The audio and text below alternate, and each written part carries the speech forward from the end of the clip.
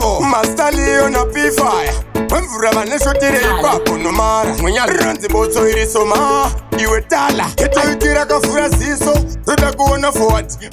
Pamwe vakuda kundita kawati Awaka Manje ndoda kurora mkarati Kushikava vengi vangu vatitava tayati Mise kushanda Mari tinoda yakawanda Ifapa Maniwe usandisunda Tinotoka dao ka life kema boss Mwari ndishitse iwo please Pane sauce Kushanda Mari tinoda yakawanda Ifapa Maniwe usandisunda Tinotoka dao ka life kema boss Mwari ndishitse iwo please Pane sauce No time for funny No time to play with choice Heta kutofura mugoti odedza boys Asi pane mari maminerals Mwedzi uchipera takakombwa nemabiusi Yafiwe kata kana uchidamo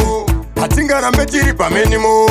Pasatsa unodaidzira samo Asi pakushanda unotino Avatimise kushanda Mari tinoda yakawanda Ifapa maniwe usandisunda Tinotoka dao ka life kema boss Mwari ndishitse iwo please pane sauce Kushanda Mari tinoda yakawanda Ifapa maniwe usandisunda Tinotoka dao ka life kema boss Mwari ndishitse iwo please pane sauce Sanga tiri simbe Asi takadzidza kumjuru Takakura tichenzi yakuna tiribire muru Unotovhima kana uchida guru Wadzoka padheni wotambirwa nemururu Kana mandex anodhindodha yazivonela Taita mari moti yazvikwa netula Iwe watokura hausi skola Imari yangu yawandibatira tola Timise kushanda Mari tinoda yakawanda Ifapa maniwe usandisunda Tinotoka dao ka life kema boss Mwari ndishitse iwo please pane sauce Kushanda Mari tinoda yakawanda Ifapa maniwe usandisunda Tinotoka dao ka life kema boss Mwari ndishitse iwo please pane sauce No time for funny No time to play with choice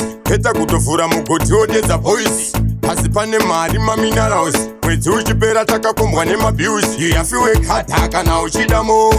Hatingarambe tiri pamenimo